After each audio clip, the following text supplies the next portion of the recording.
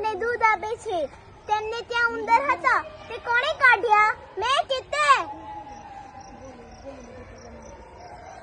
તું મને જેમ તેમ કહે છે.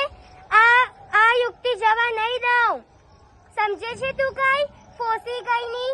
હું તો ઝાડ પર ફટાફટ ચડી જઈશ.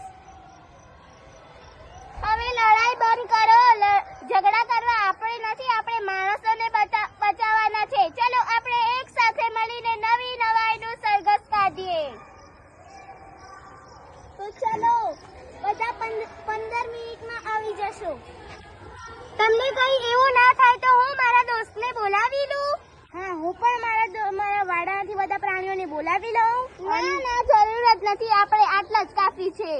અને મારા વાડામાંથી બી બોલાવી લઉં. ગાય, ભેંસ, બળદ બધા આવ્યા છે. હું ઘડીએ જઈને વાત કરું છું.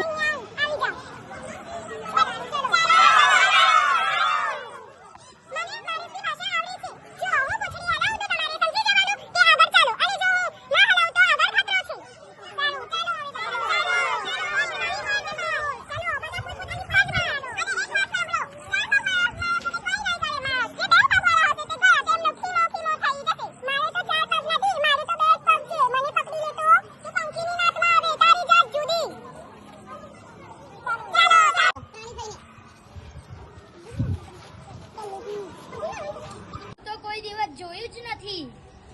અરે આ સપનું છે. સાચું છે કે સપનું છે? આ માન્યમાં નથી આવું. ના, છે તો સાચું જ. આ સપનું નથી જોતી. એ જો બિલાડીના બાજુમાં ઉંદર.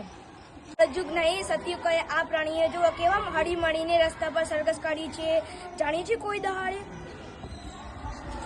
અને પેલું જો મરઘીનું બચ્ચું બિલાડીની સોળમાં. અને કૂતરાની આળમાં બકરીનું બચ્ચું કેવું છે. જરાય લડતું નથી. અરે આ લોકો તો જરાય લડતા નથી અને કેવા પાછા સંપીને જાય છે. હાથમાં લાકડી જોતા જોતા ને આપણે એકબીજાના માથા ફોડીએ છીએ. અરે રે, સો કરજુક આવ્યો. દૂર પથ્થર નાખ્યા વગર કોઈને વાગે ને કોઈ ભોળિયા પડી ગયા. શીખો પ્રાણીઓ પાસેથી સંગ શીખો.